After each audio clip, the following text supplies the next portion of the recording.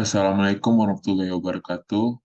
Pada kesempatan kali ini, kelompok kami akan mempresentasikan tugas KB kriptografi tentang fragile watermarking, yang dimana anggota kelompok kami terdiri atas saya sendiri Muhammad Rizky dengan NIM 042 dan teman saya Muhammad Ilham Ramadan dengan NIM 078.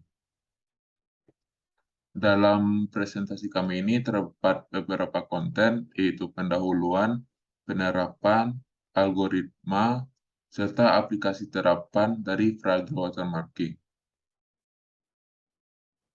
Yang pertama ada pendahuluan, yang dimana dalam pendahuluan ini ada pengertian watermarking, yang dimana watermarking digital adalah sebuah teknik masukkan informasi yang diberikan pada label kepemilikan, disebut sebagai watermark dari gambar.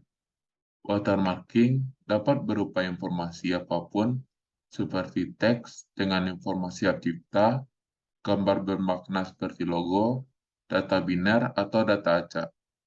Watermarking dapat dianggap sebagai tanda tangan pemilik data multimedia yang menargetkan publik bahwa data multimedia adalah miliknya.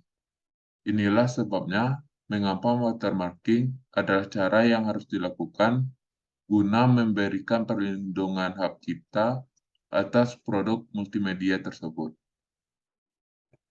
Untuk melakukan watermarking, terdapat beberapa sifat yang harus dipenuhi, yaitu yang pertama ada invincible atau inaudible, di mana watermarking tersebut tidak tampak untuk data digital seperti citra, video, atau teks, atau tidak kedengaran untuk jenis audio oleh pihak lain dengan menggunakan panca indera kita sebagai manusia. Kemudian terdapat robustness, yang dimana tidak mudah dihapus, diubah secara langsung oleh pihak yang tidak bertanggung jawab, dan tidak mudah terhapus atau terubah dengan adanya proses pengolahan sinyal digital seperti kompresi, filter, pemotongan, dan sebagainya. Dan yang terakhir ada trackable, yang dimana tidak menghambat proses penduplikasian data, tetapi penyebaran data digital tersebut tetap dapat dikendalikan atau diketahui. Yang kemudian ketika melakukan watermarking, terdapat dua proses utama dalam skemanya. Yang pertama ada penyisipan watermark, dan yang kedua ada pendeteksian watermark. Watermark yang disisipkan ke dalam multimedia, contohnya citra, juga berlaku sekaligus sebagai kunci watermarking. Oleh karena itu harus dijaga kerahasiaannya, sehingga watermark di dalam data digital tidak dapat dideteksi oleh orang lain karena tidak mengetahui rahasia skema penyisipan. Dan juga watermark tidak dapat diidentifikasi dan dihilangkan.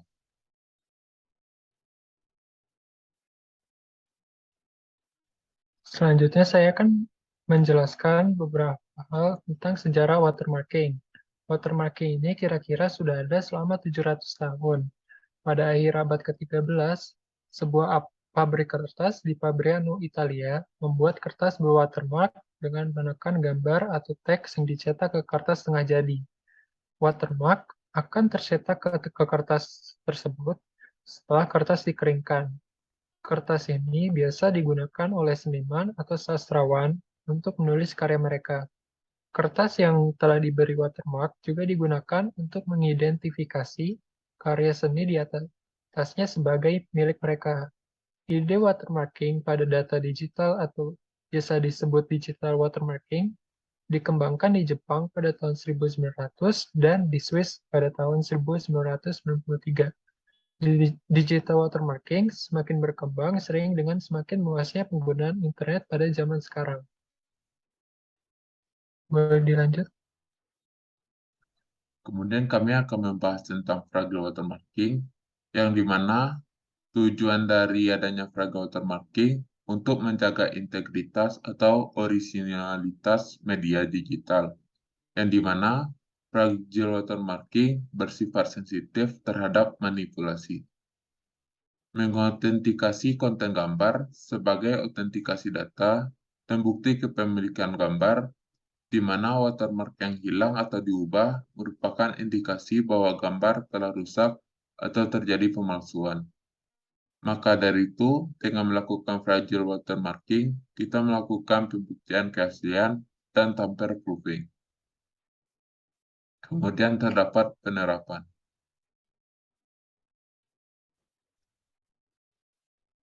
Pada fragile watermark, data disisipkan dengan tidak begitu kuat, sehingga jika dokumen yang sudah di watermark mengalami manipulasi, maka setelah kita proses akan terdeteksi bagian mana yang dimanipulasi. Hal ini terjadi karena fragile watermark didesain untuk mendeteksi perubahan value pixel dan mengidentifikasi di mana hal itu terjadi pada gambar yang dideteksi dan dapat dilihat kerusakannya. Dapat kita lihat pada gambar ini, pada yang gambar di kiri ada gambar yang telah diberi watermark. Dan yang di tengah adalah gambar yang telah dimanipulasi. Dapat kita lihat di sini di bagian wajah perempuan yang di kanan ini dimanipulasi sehingga berbeda yang terlihat oleh di gambar. Lalu kita lihat pada gambar yang di kanan, dapat kita lihat ada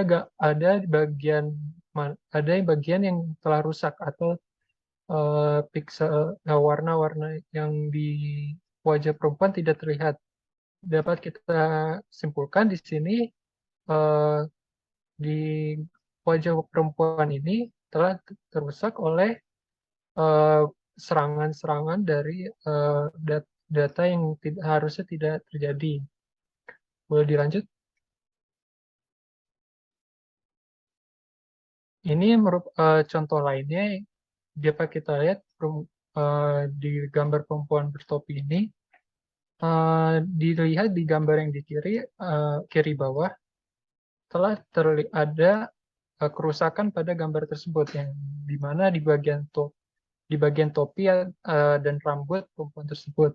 Lalu setelah dideteksi dapat kita lihat itu ada warna hitam di sekitarnya. Itu artinya itu adalah bagian yang rusak.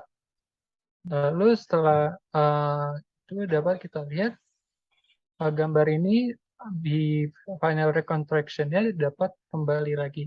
Ini dapat kita simpulkan bahwa fragile watermarking ini dapat digunakan untuk mengembalikan data yang telah rusak dan dapat kita kembalikan ke original image atau ke gambar semula pada sebelum dirusak. Boleh dilanjut?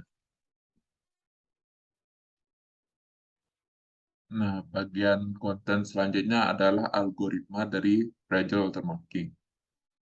Sebelum itu, kita perlu membahas tentang LSB, yang dimana pada metode fragile watermarking, penyisipan suatu watermark pada citra digital dilakukan pada ranah spasial dengan cara memodifikasi LSB atau least significant bit. Least significant bit adalah teknik untuk mengekripsi dan mendekripsi data yang dalam hal ini berupa watermark yang akan dimasukkan ke dalam citra. Untuk mengetahui apakah suatu citra telah dirusak, maka watermark harus didekodekan dengan cara mengambil bit-bit LSB dari setiap pixel, kemudian menggabungkannya dengan citra aslinya. Jadi, kita mendapatkan watermark yang akan ditambahkan ke gambar. Berikut algoritma dari modifikasi LSB, yang dimana akan dipisah antara MSB dan LSB. Kemudian, seperti yang dikatakan sebelumnya, yaitu skema utama dari fragile watermark, ada penyisipan dan ekstrak. Yang pertama, kita akan masuk ke penyisipan, yang dimana penyisipan watermark dapat dipandang sebagai superposisi data watermark pada citra dengan suatu cara sedemikian sehingga superposisi tersebut tidak mempengaruhi persepsi visual terhadap citra. Watermark harus dapat diekstraksi atau dideteksi kembali bergantung pada jenis algoritma watermarking. Pada beberapa algoritma watermarking, watermark dapat diekstraksi dalam bentuk yang tepat. Sedangkan pada sebagian algoritma yang lain, kita hanya dapat mendeteksi apakah watermark terdapat di dalam citra. Contohnya pada gambar ini, sebuah gambar yang belum ada watermark-nya akan dimasukkan watermark ke dalamnya. Jadi setelah dimasukkan, tidak terlalu tampak secara visual oleh mata manusia watermark yang telah dimasukkan tadi. Kemudian berikut adalah contoh perumusan dari penyisipan watermark, yang dimana sebuah encoder yang melakukan penyisipan watermark, yang dimana encoder E menerima masukan berupa citra I, citra kita anggap sebagai variabel I, dan watermark sebagai variabel W, dan kunci penyisipan sebagai variabel K, dan menghasilkan citra berwatermark, yang dimana I pangkat. Citra asal I dan citra berwatermark I pangkat hampir mirip secara statistik atau secara visual mempunyai persepsi yang sama. Kemudian kita akan lanjut ke skema watermark yang kedua, yaitu ekstraksi watermark. Pada rumusnya yaitu sebuah decoder untuk mengekstraksi watermark dan komparator untuk melakukan perbandingan. Decoder D menerima masukan berupa citra J dan bisa berupa citra berwatermark I pangkat atau citra tanpa watermark. Bahkan mungkin citra yang sudah mengalami distorsi jika tidak ada J sama dengan I pangkat. Kunci K dan menghasilkan watermark terekstraksi W pangkat. Selanjutnya, watermark terekstraksi W pangkat dibandingkan dengan watermark asli dengan fungsi komparator dan akan menghasilkan keputusan berupa keluaran biner. Seperti yang terlihat, setelah kita melakukan ekstraksi, kita akan melakukan komparasi terhadap citra yang belum di watermark dengan yang sudah. Berikut setelah itu, untuk mengetahui apakah satu citra telah dirusak, maka watermark harus didekodekan dengan cara mengambil bit-bit LSB dari setiap pixel, kemudian menggabungkannya dengan citra aslinya. Jadi kita mendapatkan watermark yang akan ditambahkan ke gambar. Seperti gambar yang telah ditunjukkan, setelah kita ekstraksi akan menghasilkan citra asli seperti awalnya yang belum di watermark dan watermark yang belum dimasukkan ke citra. Kemudian ada aplikasi terapan yang akan dijelaskan oleh teman saya Ilham.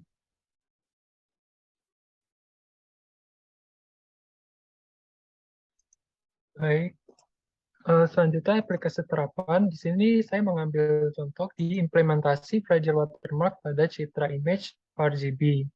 Fragile Digital Watermarking adalah watermark yang tidak tahan terhadap serangan.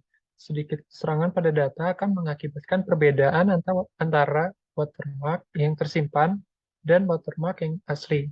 Dapat digunakan untuk mengidentifikasi apakah data telah mengalami perubahan sehingga Fragile Digital Watermark dapat digunakan untuk verifikasi integritas data digital.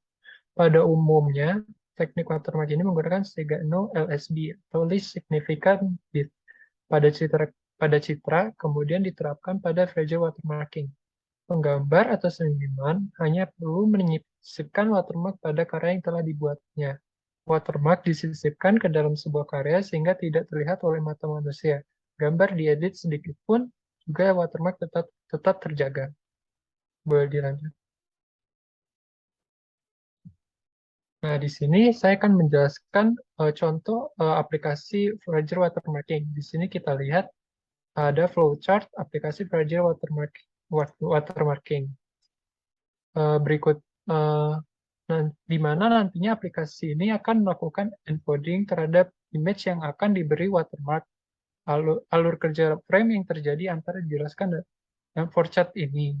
Pada aplikasi ini, image yang akan diberi watermark akan mendapatkan private keys dan public keys agar keamanan watermark tetap terjaga apabila terjadi manipulasi image. Di sini dapat kita lihat, pertama dimulai dari image, kita pilih gambar yang akan kita sisipkan watermark.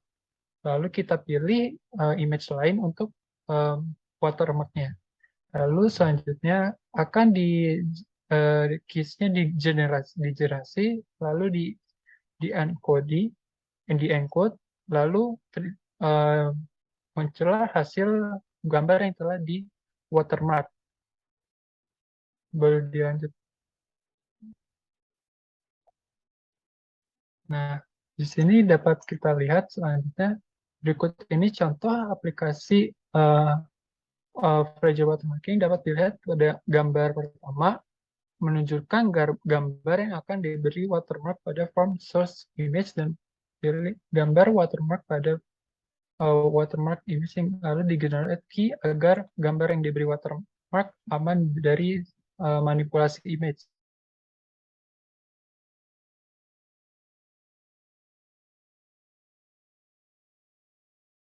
Atau karya yang ingin kita beri watermark. Lalu gambar yang di tengah adalah watermark image, yaitu image yang akan kita gunakan untuk watermarking. Lalu selanjutnya melakukan generate keys. Tahap selanjutnya adalah melakukan encoding. Hasil dari proses tersebut terlihat pada gambar kedua yang sebelah kanan. Di sini kita lihat gambar yang di kiri dan di kanan sedikit berbeda warnanya. Di sini karena terjadi perubahan pixel bit depth bit di antara kedua image tersebut. Boleh dilanjut.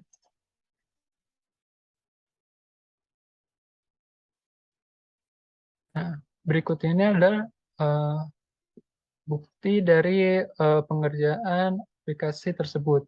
Uji coba pada watermark dapat dilihat pada bit depth yang ada pada gambar ini.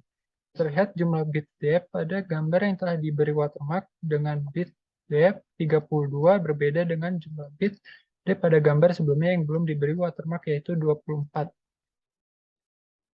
Next.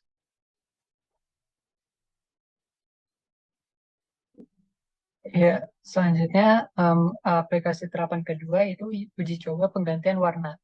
Uji coba penggantian warna pada gambar yang diberi watermark dan gambar yang belum diberi watermark juga dapat dilihat pada bit depth yang berubah ketika gambar dimanipulasi. Pada percobaan ini kita akan melakukan watermarking pada gambar lalu diubah warnanya menjadi CMYK, grayscale, dan warna hitam. Next.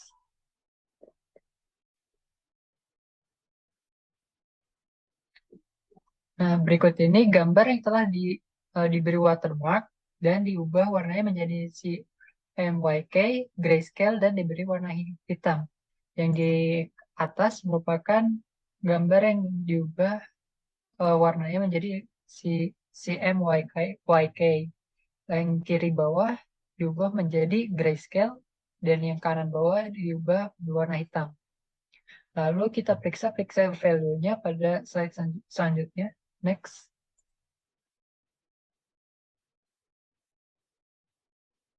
Nah, dapat kita lihat telah terjadi perubahan pada warna dari gambar yang telah diberi ya pada saat melakukan error analysis object. Terlihat ada beberapa pixel yang rusak. Dapat kita lihat di sini pada gambar ada yang pixelnya rusak dari warna pixelnya. Lalu kita bandingkan dengan yang tidak berwatermark. Next.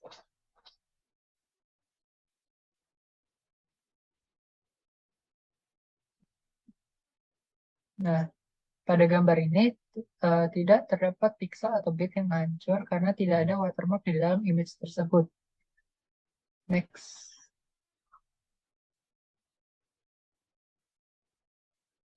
Nah, berikut ini sumber referensi yang kita ambil, yaitu implementasi Fragile Watermark pada citra image RGB yang ditulis oleh Rismawa, Muhammad dan Putra Rahmat pada tahun 2019. Next. Ya, baik. Segitu saja presentasi dari kita. Mohon maaf apabila ada kesalahan kata. Wassalamualaikum warahmatullahi wabarakatuh.